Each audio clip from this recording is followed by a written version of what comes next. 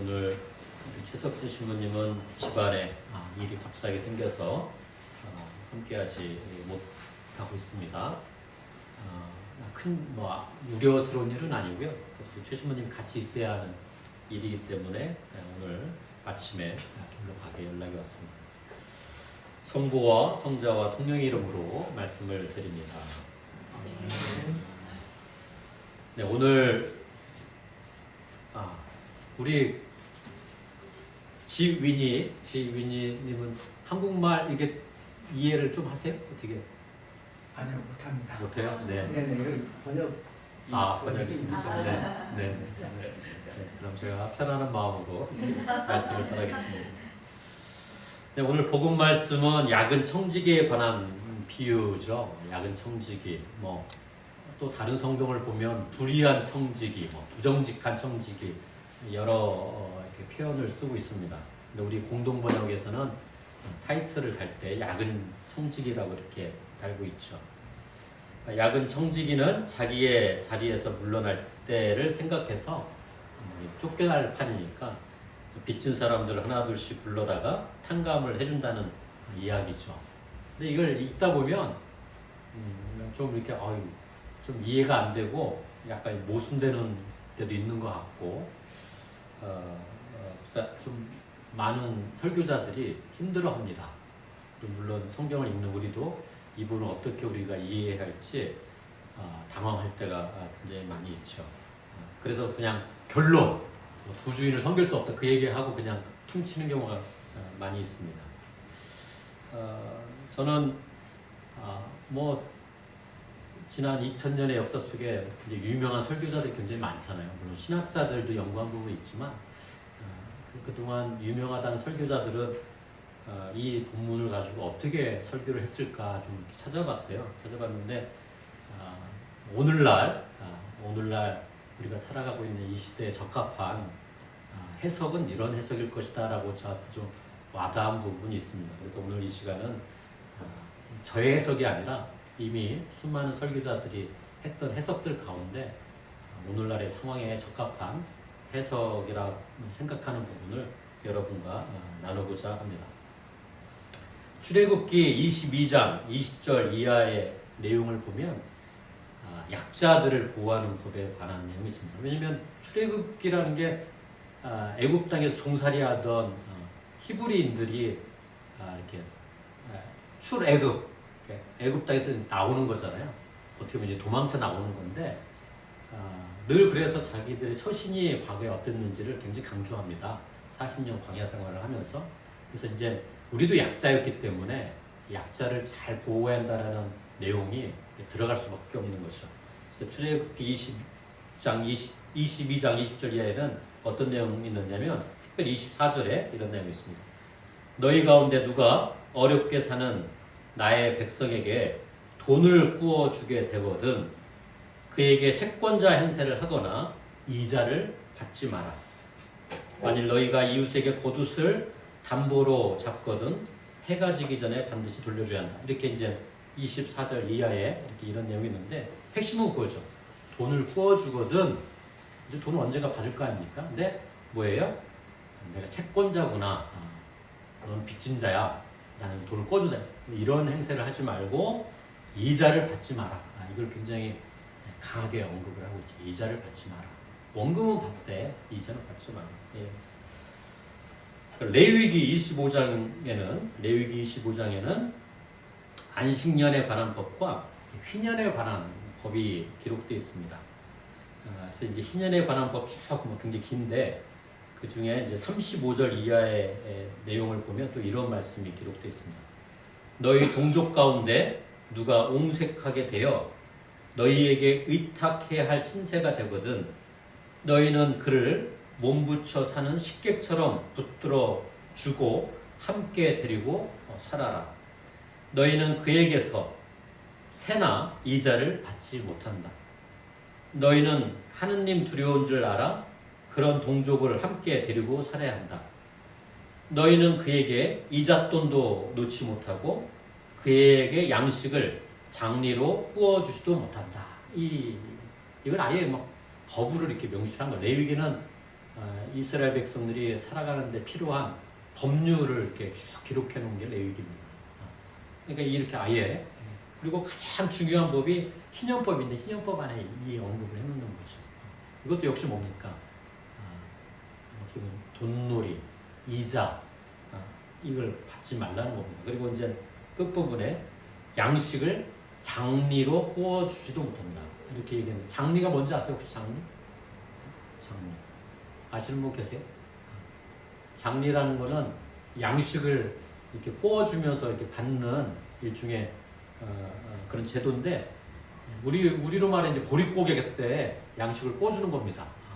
그리고 수수할 때 그 양식을 다시 돌려받는데 구워준 만큼 받는 게 아니라 그 배가 되는 양을 받는 거예요. 이걸 장리로 구워준다. 장리 이렇게 표현을 합니다. 그러니까 뭐 완전히 그냥 구워주고 이제 받을 때는 엄청 많이 받는 거죠, 그렇죠? 그 배 이상을 받는 거니까.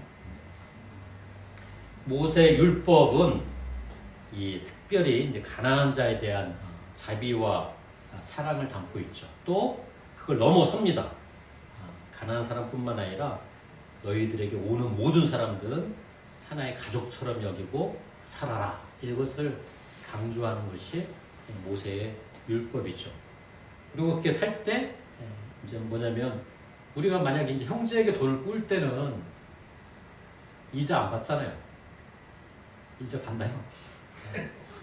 제가 이제 2013년에 미국으로 이제 가족들하고 같이 공동체에 들어갈 때 돈이 필요해서 어머니 돈을 좀 꾸게 됐는데 이제 어머니 돈이니까 그냥 제가 좀 잘 쓰고 돌아오자마자 갚겠습니다 했는데 어머니가 저를 딱 앉혀놓더니 야 이거 계약서다. 계약서 서명하고 이자를 달라는 얘기도 아니야. 근데 얼마 너가 꼬갔으니까 언제 갚겠다는 계약서를 딱 드리는 걸 서명해라 이렇게 했는데 얼마나 그냥 서운한지 그걸 저를 못 믿으세요? 근데 계약서 썼으니까 나 와서 갚았던 것 같아요. 안 썼으면 아마 그냥 어머니 돈인데 이렇게 형제들에게는 돈을 꿀 때 이자 얘기를 잘 안 하죠. 이렇듯이 그 누구에게도 이자를 받을 생각하지 말라는 게 모세 율법의 핵심입니다. 그리고 더 나아가서는 안식년 제도, 희년 제도를 말을 하죠. 희년 때는 어떻게 합니까? 내가 땅을 누구한테 받았으면 돌려주는 겁니다. 심지어 이거는 하느님의 땅이니까 안식년에는 또 쉬게 하잖아요. 그죠? 그리고 빚진 게 있으면 다 탕감받는 때가 희년입니다. 그리고 종이 됐던 사람들도 자유를 얻는 때가 희년입니다. 어쨌든 이거는 출애굽한 이스라엘 지금 유대인들 지탄받아 마땅한 일을 행하고 있지만 역사적으로 출애굽한 히브리인들은 그렇게 살려고 노력했다라는 흔적이 있는 겁니다. 우리가 그걸 부인해서는 안 되는 것이지. 그래서 오늘 다시 복음 말씀으로 돌아오면 청지기가 이제 빚진 사람들 여기 예로 이제 두 사람만 언급했는데 더 이렇게 탕감했겠죠, 그죠? 근데 예로 이제 하니까 두 사람을 불러다가 빚을 탕감해주는 얘기를 합니다. 첫 번째 사람에게는 당신이 우리 주인에게 진 빚이 얼마요? 이렇게 물어보니까 기름입니다. 어쨌든 기름은 굉장히 중요합니다. 사람이 살아가는 데 있어서. 왜냐면 지방분을 만드는 소스잖아요. 그래서 저도 대북관계 관련된 일을 많이 했습니다만 북쪽에서 제일 처음에 얘기했던 게 쌀을 달라. 일단 두 번째가 콩기름이었습니다. 기름을 달라. 왜냐면 기름은 생활하는 데 있어서 굉장히 유용한 거거든요. 그러니까 이제 기름 100마리요. 이렇게 대답하자 청지기가 이제 여기 당신 문서가 있으니까 앉아서 100마리 아니라 50마리라고 적으시오. 이렇게 얘기했단 말입니다. 그리고 이제 다른 사람을 또 불러서는 당신이 진 빚은 얼마요? 했더니 밀 100섬이요. 밀. 이제 실제로 기름만 있으면 뭐 해야겠어요? 밀이 있어야 이제 그러니까 밀을 많이 뿌게 되는 거죠. 밀 100섬이요 하니까 당신 문서가 여기 있으니까 80섬이라고 적으시오. 이렇게 했다는 거 아닙니까? 예수님께서 왜 이런 비유를 말씀하셨을까? 핵심은 그렇습니다. 이자를 받는 그 시대의 당시 상황을 고발하시는 거죠. 아까 말씀드린 기름 100마리요 한데 기름 50마리라 적었던 거잖아요. 100마를 구워 진빚이 100마리요. 그러니까 50말로 꿔갔다라고 적어도 괜찮은 게 이 기름 100마리라고 적어놓은 데는 그 50말 정도는 이자였다는 겁니다. 이자. 그러니까 실제로 꿔간 거는 50말인데 당시 기름에 매겨지는 이자는 2배였다는 거죠. 더블. 그러니까 100마리. 그러니까 이 청지기는 이자를 탕감해 준 겁니다. 이자를. 왜? 이제 그 정도 자기가 할 수 있다고 생각했던 거죠. 왜? 주인과 관련 속에서 주인은 장부를 보는 게 아니니까 이자 정도 내가 탕감해도 됩니다. 그리고 이제 밀은 얼마요? 하니까 100섬이 했는데 80섬. 이 밀에 대한 이자는 20섬이라는 겁니다. 20섬. 20%인 거죠. 당시 그 이자가 그것을 예수님께서는 야, 이자 없이 돌려줘라 라는 것을 강조하기 위해서 이 약은 청지기의 비유를 말씀하셨다는 것이죠. 근데 또 결국 청지기가 이자만 이제 탕감을 해줬는데 결국은 어떤 결과를 초래하게 됩니까? 그 탕감을 받은 사람이 청지기를 칭찬하는 게 아니라 그 청지기를 고용한 주인을 오히려 칭찬한다는 거죠. 저 사람 정말 대단한 사람이다. 저 사람이야말로 하느님의 법을 잘 따르는 사람이구나. 그런 평이 들어오니까 주인도 혼낼 수 없고 어떻게 해요? 야, 너 때문에 내가 칭찬을 받는구나 하면서 오히려 칭찬했다라는 성경 말씀을 이렇게 비유로 얘기하시는 거예요. 그렇지 않고 그냥 읽어버리면 주인의 입장에서도 좀 애매하고 청지기가 뭔데 저렇게 하지? 이해가 되지 않는 부분이 있는데 예수님께서 이 비유를 통해서 하고자 하신 말씀은 이자를 받지 않는 하느님의 경제 구조를 얘기하려고 했다는 것이죠. 어떻습니까? 저는 여러 해석들을 접하면서 오늘날 이 시대에 꼭 맞는 그런 해석이다 이런 느낌이 들어서 여러분과 함께 나누고 있습니다. 이 국제 빚 탕감 운동이라는 게 있었습니다. 국제 빚 탕감 운동. 뭐 물론 지금도 또 다른 형태로 진행되고 있는데 들어보셨나요? 국제 빚 탕감 운동? 주빌리 2000이라는 운동이 있었어요. 주빌리 2000. 우리 수산나님은 좀 들어봤을 것 같은데. 그래? 주빌리 2000이라는 운동이 있었어요. 이건 1996년부터 2000년까지 4년 동안 전 세계적으로 이루어진 운동입니다. 여기에는 우리 대한성공회, 한국성공회는 깊이 관여를 못했지만 영국 성공회를 비롯해서 전 세계 성공회가 굉장히 깊이 관여했던 거예요. 이 운동은 어디서 시작했냐면 아프리카에서도 시작을 했습니다.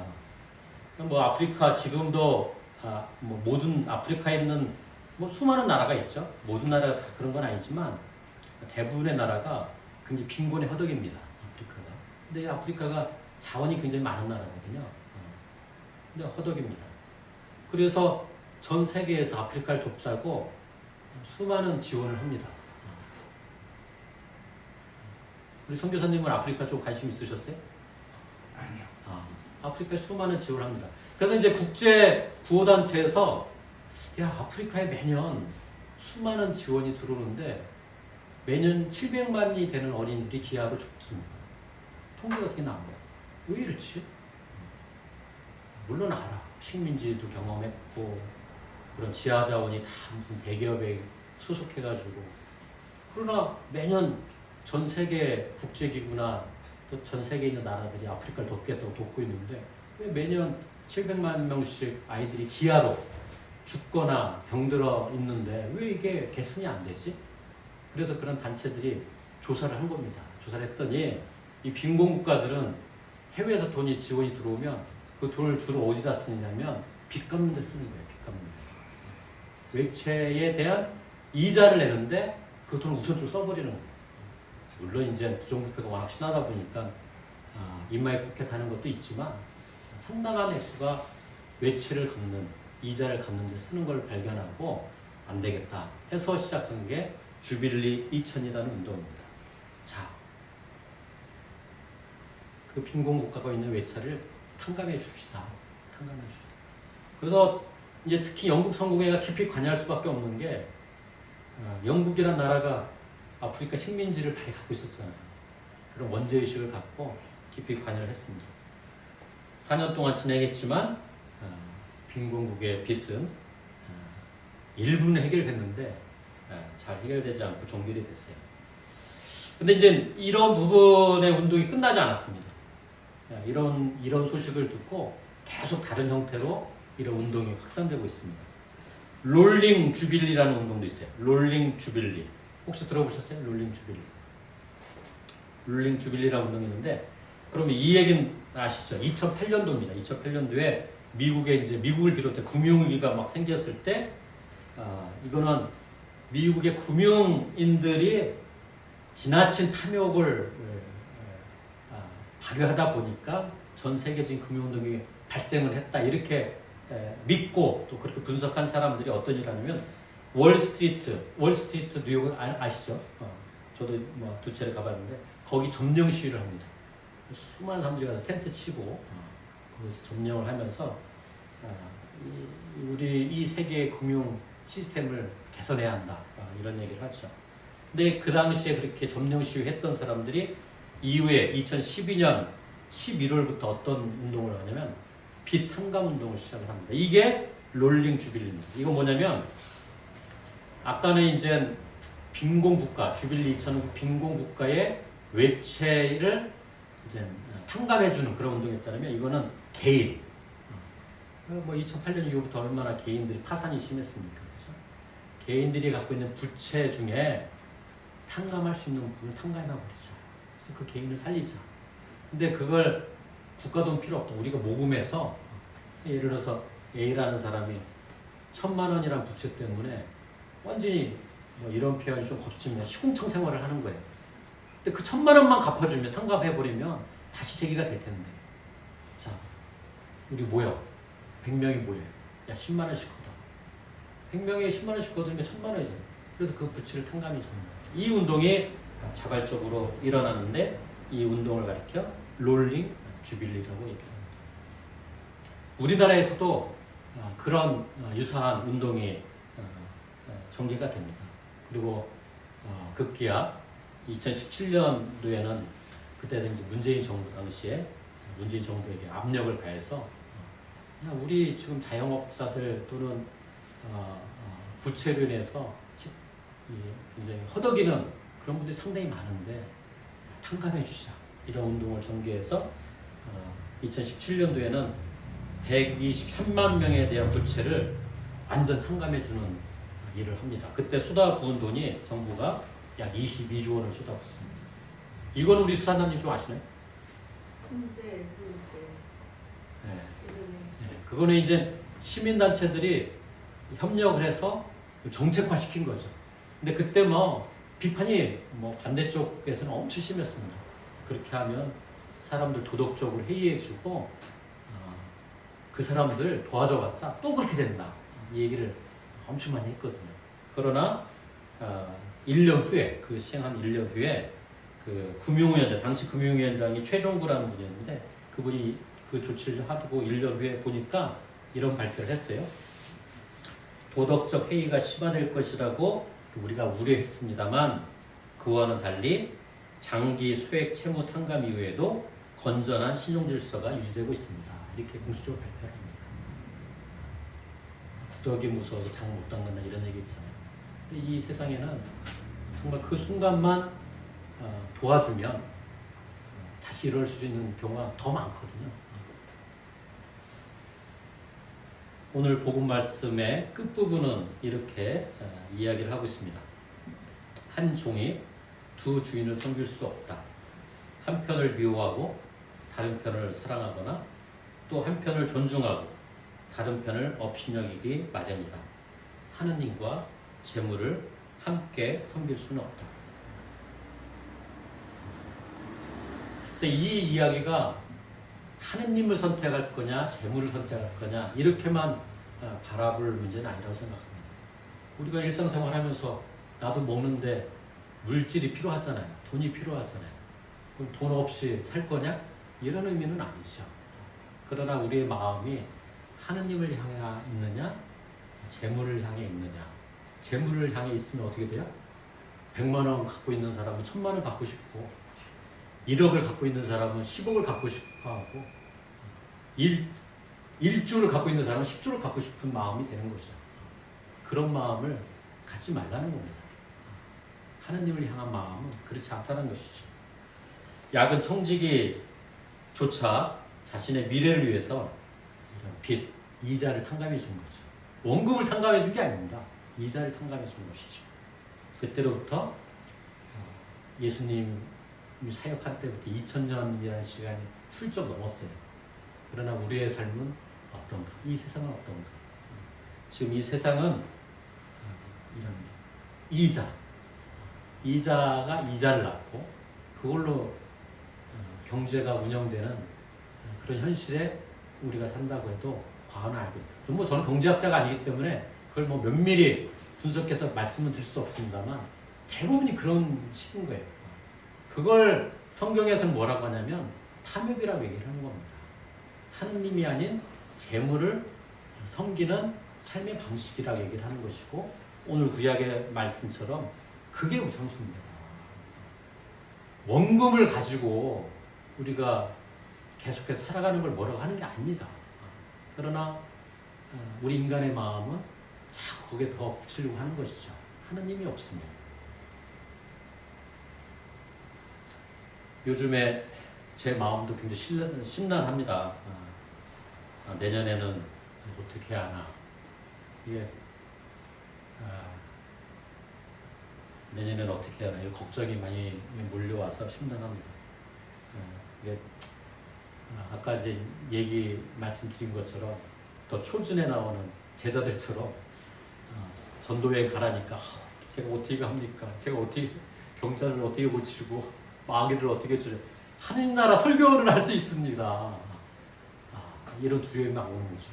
그리고 저희 곁에 동역자가 누가 있습니까? 그 일을 하는데 주어진 이분들이요? 이분들하고 어떻게 합니까? 이런 걱정이 몰려오는 거죠.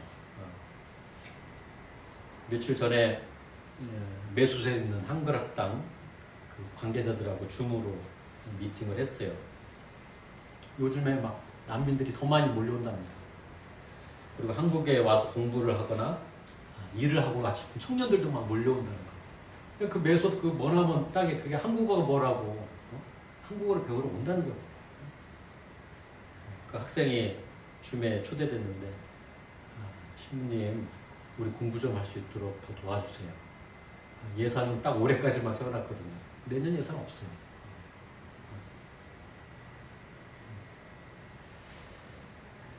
우리 형편에 괜한 일을 했나? 이런 자책감도 들더라고요. 근데 이미 관계는 또 이렇게 형성되고, 여기 파주에 있는 미얀마 노동자들이 있으니까 핵사원들한테 다 전가시키자 이런 마음도 생기지만 노동자들이 그것만 또 신경 쓸 수 없어요. 또 며칠 전에는 우리 데이빗 브랭탄 신부님하고 또 영상 통화를 했어요. 지금 데이빗 신부님이 하는 그 고아원을 우리 파주 시민들이 도와주고 있거든요. 그 미얀마 연대 파주 시민 모임 이게 통장을 제가 관리하고 합니다. 근데 이제 얼마 전까지 이게 흐지부지 이제 한 3년이 넘었거든요. 그러니까 개인당 한 12,000원씩 모으는 건데 이제 흐지부지하게 되는 거예요. 데이빗 신부도 떠났고 그리고 뭐 매소시라는 데 있는데 그쪽에 좀 더 집중해야 하지 않아? 뭐 이런 생각도 들고 그러니까 막 한 달에 그래도 한 40만 원씩 이상씩 들어오는 게 뭐 10만 원 정도 소수 몇 사람만 내는 거예요. 이거 끝내자 이렇게 생각했는데 그거 이렇게 총괄하시는 선생님하고 그럼 데이빗 신부하고 한번 회의라도 한번 해보자. 딱 영상 통화를 몇 달 전에 했거든요. 얘기를 들으니까 이거 중단해서는 안 되겠네. 메소시란 곳은 미얀마 밖이고 이 데이빗 신부가 있는데 미얀마 한복판인 것은 거기에 내전으로 인해 가지고 부모 잃은 아이들이 굉장히 많이 있고 걔네들 그래도 재워주고 공부시킬 공간이 있어야 하는데 그걸 어떻게 합니까? 그러니까 이제 파주 미얀마에 있는 파주 시민모임 좀 총괄해 주시는 선생님께서 막 글을 써가지고 하니까 또 사람들이 모여서 모금이 되기 시작하고 또 얼마 전에 영상 통화했더니 학생들이 막 늘어나서 잠자리라도 뭐 항상 미얀마는 저도 이제 메소세 가서 남미 쪽 가보니까 집을 질 때 그렇게 뭐 복잡하게 짓지 않아요. 그러니까 위에는 우리로 말하면 뭐 집누리라고 하죠. 지붕을 깔고 밑에는 옆에는 대나무나 뭐 이런 걸로 돼서 이렇게 생활합니다만 이제 그거는 막 몇 달이죠. 길어야 1년이죠. 그러나 장기적으로 생활할 거면 그런 구조에서 항상 살 수 없잖아요. 그런 공간을 만들어 줘야 한다고 막 이렇게 또 이 데이비슨 분은 우리 속도 모르고 막 또 그 얘기를 하는 거예요. 그럼 거기다가 뭐라고 얘기합니까? 같이 기도해 보겠다. 뭐 모른 척하면 그만이지 뭐 모른 척하면. 근데 자꾸 제 눈과 귀와 마음이 그곳을 향하고 그런 사람들을 만나게 하는 이유는 뭘까? 이게 뭐 내 뜻이 아니다. 재물을 향한 우리가 어떤 마음을 가져야 할까? 우리가 먹고 살아가는데 필요한 재물이 있어야지요. 그런데 그 재물을 나눠야 할 상황이 되면 어찌하겠습니까? 내 형제가, 내 자녀가, 내 부모가 힘들어하고 있는 상황에는 어떻게 하겠습니까? 기꺼이 나누죠. 그것이 하느님을 섬기는 사람들의 태도일 겁니다. 그래서 저는 이제 조심스럽게 기도를 해봅니다. 우리에게는 재물이 나름의 각기의 재물들이 주어졌다. 근데 거기서 발생하는 이자를, 그러니까 이자 탕감 운동을 얘기를 했는데 거기서 발생하는 이자를, 잉여를 주님께서 보여주는 그런 존재를 위해서 쓸 수 있는 그런 삶은 불가능할까? 이자.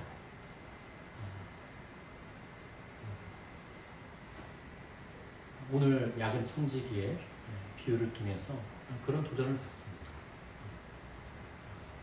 이자만이라도 그건 내 것이 아니다.